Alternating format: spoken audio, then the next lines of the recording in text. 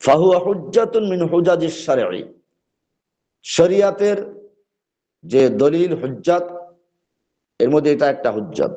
কোরআন এবং সুন্নাহ, ইজমা, কিয়াস, আমরা এগুলো নিয়ে আলোচনা করবো ইনশাআল্লাহ। কোরআন যেমন দলিল, এরকম সহিহ হাদিসও শরিয়াতের একটা দলিল। এর উপরে আমল করা ওয়াজিব। যখন সহিহ হাদিস দ্বারা প্রমাণিত হয় কোন বিষয়, ওটাও আমল করা ওয়াজিব। ফাহুয়া হুজ্জাতুন মিন হুজাজিশ শারঈ, এটাও কোরআন যেরকম শরিয়াতের হুজ্জাত, হাদিসও শরিয়াতের হুজ্জাত। ওয়ুস্তাদাল্লু বিহি ফিল উসুলি ওয়াল ফুরুই, সহিহ হাদিসের মাধ্যমে মৌলিক মাসআলার ক্ষেত্রেও দলিল দেওয়া যাবে, এবং ফুরুই ফিকহি শাখাগত যে মাসআলাগুলো সেক্ষেত্রেও দলিল দেওয়া যাবে। তাহলে আমরা আলোচনা করলাম যে মা হুকমুস সহিহ, সহিহ হাদিসের শরিয়াতে বিধান কি। উত্তর হচ্ছে কি, যে সকল নির্ভরযোগ্য মুহাদ্দিসিন, উসুলিয়িন এবং ফুকাহায়ে কেরামদের ঐক্যমত হচ্ছে এই যে সহিহ হাদিস শরিয়াতের হুজ্জাত। সহিহ হাদিস দ্বারা কোনো কিছু প্রমাণ হলে সেটা আমল করা জরুরি, এবং এটা দিয়ে শরিয়াতের মৌলিক মাসআলার ক্ষেত্রে এবং শরিয়াতের শাখাগত মাসআলার ক্ষেত্রে দলিল দেওয়া যাবে। আজমা আহলুল হাদিস ওয়া মান ইউতাদ্দু বিহি মিনাল উসুলিয়িন ওয়াল ফুকাহা আলা উজুবিল আমাল বিল হাদিসিস সহিহ, সহিহ হাদিসের উপর আমল করার ব্যাপারে সকলেই একমত। ফাহুয়া হুজ্জাতুন মিন হুজাজিশ শারঈ, এটা শরিয়াতের হুজ্জাত সমূহ থেকে একটি হুজ্জাত। ওয়ুস্তাদাল্লু বিহি ফিল উসুলি ওয়াল ফুরু, এবং শরিয়াতের মৌলিক এবং শাখাগত সব ক্ষেত্রেই হাদিসের মাধ্যমে দলিল পেশ করা যাবে। হাদিসকে অস্বীকার করা যাবে না। হুজ্জিয়াতুল হাদিসকে অস্বীকার করার কোনো সুযোগ নেই। আমরা এই বিষয়ে বিস্তারিত আলোচনা আবার হয়তো একসময় করবো। এটা এই শিরোনামে হুজ্জিয়াতুল হাদিস। আজকে যেহেতু হাদিসে সহিহ হুকুম বললাম, এটা মনে রাখতে হবে, যদি কোনো ব্যক্তি হাদিসের হুজ্জিয়াতকে অস্বীকার করে, যে হাদিসের মধ্যে জাল হাদিস আছে, হাদিসের মধ্যে দুর্বল হাদিস আছে, এই বলে হাদিসকে একেবারে পুরো অস্বীকার করে ফেলে, তাহলে মনে রাখতে হবে সে পরোক্ষভাবে কোরআনকে অস্বীকার করেছে। কারণ কোরআনে আল্লাহ সুবহানাহু ওয়া তাআলা বহু জায়গায় বলেছেন, আতিউল্লাহ ওয়া আতিউর রাসূল, ইতাআত করো, আনুগত্য করো আল্লাহর, আনুগত্য করো রাসূলের। রাসূলের আনুগত্য করতে বলেছে, এরকম আয়াত প্রায় 30-35টা আয়াত আছে। এরপরে আরো স্পষ্ট করে আল্লাহ বলেছেন, মাইয়ুতির রাসূল ফাকাদ আতা আল্লাহ, যে ব্যক্তি রাসূলের আনুগত্য করলো সে আল্লাহর আনুগত্য করলো। এরপরে আরো স্পষ্ট করে দিয়েছেন, কুল ইন কুনতুম তুহিব্বুনাল্লাহ, যে তোমরা যদি আল্লাহকে ভালোবাসতে চাও তো হে নবী আপনি জানিয়ে দিন, ফাত্তাবিউনি, তোমরা আমার ইত্তেবা করো। ইত্তেবা মানে কি? তাবউন, তা বা আইন। তাবউন মানে হচ্ছে পদ চিহ্ন অনুসরণ করে চলা।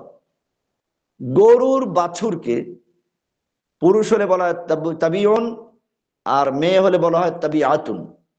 গরুর বাছুর সে কি করে? তার মায়ের অনুসরণ করে চলে, মা যেদিকে যায় ওদিকেই যায়। এক্ষেত্রে সে ভালো দিকে যাচ্ছে না খারাপ দিকে যাচ্ছে এইটা তার চিন্তার বিষয় থাকে না। ফাত্তাবিউনি শব্দ দিয়ে আল্লাহ তাআলা জানিয়ে দিলেন, হে নবী আপনি আপনার বিষয়টা উম্মতকে ক্লিয়ার করে দিন, যে তোমরা যদি সত্যিকার আল্লাহকে ভালোবাসতে চাও, ফাত্তাবিউনি, আমার ইত্তেবা করো, আমার নকশে কদমে চলো, আমার পদাঙ্ক অনুসরণ করে চলো, আমার পদচিহ্ন অনুসরণ করে চলো। তার মানে হচ্ছে কাঁটাদার জঙ্গলে চলতে গেলে আগে যে চলে সে কোন কোন জায়গায় পাও দিল, পিছনের লোকটা মনে করে যে ওই জায়গায় পাও দেওয়া যাবে, ওখানে কাঁটা নাই, কারণ আগের লোকটা নিরাপদে চলে গেছে।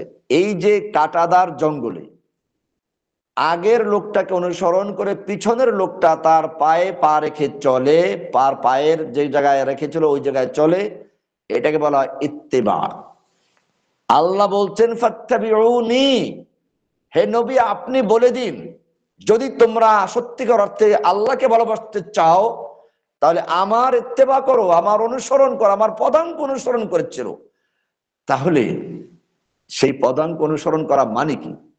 এটা হচ্ছে কোরআনের বিধানকে বাস্তবে আমরা কিভাবে বাস্তবায়ন করব, আমল করব। সেক্ষেত্রে রাসূল সাল্লাল্লাহু আলাইহি সাল্লামকে দেখে তিনি কিভাবে আমল করেছেন, কোন কাজটা কিভাবে করেছেন, এটাই হচ্ছে ফাত্তাবিউনি।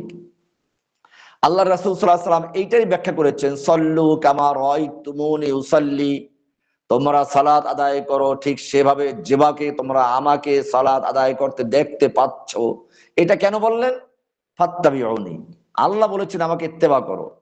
এটা যদি আপনি না করেন তাহলে আপনি সালাত আদায় করবেন। কোরআনে বলা আছে আকিমুস সালাত, সালাত কায়েম করো, কায়েম করতে হবে হাদিস। তাহলে কি হবে? ওই যে আমাদের দেশে আহলে কোরআন বা এরকম কিছু ফেরকা আছে যারা নিজেদেরকে দাবি করে আহলে কোরআন, দাবি করে আল্লাহর দল, কিন্তু মূলত এই লোকগুলো হাদিস অস্বীকার করার কারণে তারা তাদের পাতি নেতাদেরকে অনুসরণ করে, তাদের নেতা যেরকম শিখিয়ে দেয় ওরকম পড়ে। তো আল্লাহর রাসূলকে না মানার কারণে আল্লাহর রাসূলের ইত্তেবা করে কার? তাদের দলের পাতি নেতাদের।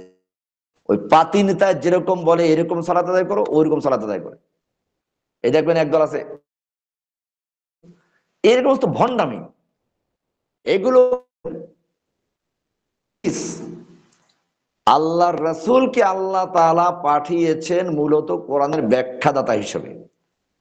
কোরআনে বলা আছে হুয়াল্লাযী আরসালা রাসূলাহু বিল হুদা ওয়া দীনিল হক, হুয়াল্লাযী বাআসা ফিল উম্মিয়্যিনা ইয়াতুয়াতিহি ওয়া ইউযাক্কিহিম ওয়া ইউআল্লিমুহুমুল কিতাবা ওয়াল হিকমা।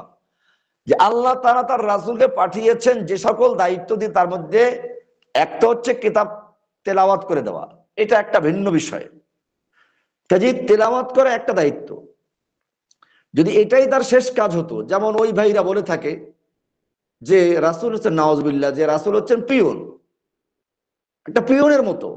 পিয়নে চিঠিটা আমার বাড়িতে পৌঁছে দিয়ে চলে যায়, চিঠির ভিতরে কি আছে কি না আছে এটা তার জানার বিষয় না। আর পিয়নকে ফলো করার কোনো দরকার নেই। তারা দলিল দিয়ে কোরআন একটা আয়াত দিয়ে, ইয়া আইয়ুহার রাসূল বাল্লিগ মা উনজিলা ইলাইকা মির রাব্বিক, হে রাসূল আপনার প্রতি আপনার রবের পক্ষ থেকে যা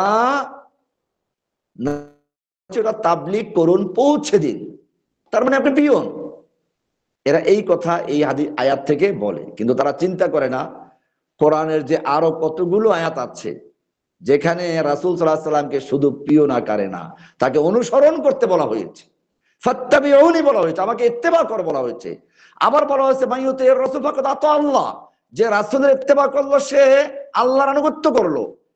এই লোকগুলো এই আয়াতগুলো তাদের চোখে পড়ে নাই। এটাকে বলে, আরবিতে একটা প্রবাদ আছে, হাফিজতা শাইআন আগাবাত আনকা আশিয়া। একটা জিনিস দেখলো, বাহ পেয়ে গেছে, হুররে পেয়ে গেছে, আর বাকি যে হাজার দলিল তার ছুটে গেছে, তার খেয়াল নাই। এই কারণে মনে রাখতে হবে হুকমুল হাদিস সহিহ, আজকে আলোচনা যেটা আছে হাদিসে সহিহ ইসলামী শরিয়াতে বিধান কি।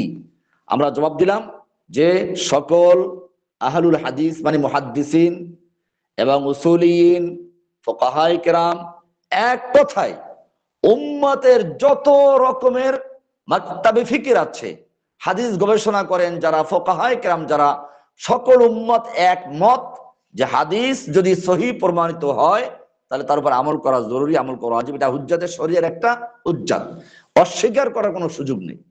হাদিস অস্বীকার করা মানেই হচ্ছে কোরআনকে অস্বীকার করা। কারণ কোরআন আল্লাহ বলছেন রাসূল ইত্তেবা করো, আপনি রাসূল ইত্তেবা করলেন না, রাসূলকে পিয়ন বানাইয়া ছুটি দিয়ে দিলেন, তো আপনি কোরআনের কি অনুসরণ করলেন?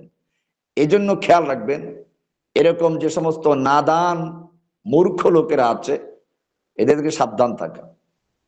আমি একটা কথা বারবার বলি, যদি এটা ওয়াজের মজলিস না, এটা দার্স, তবুও এই গল্পটা করতেই হয় আমাকে।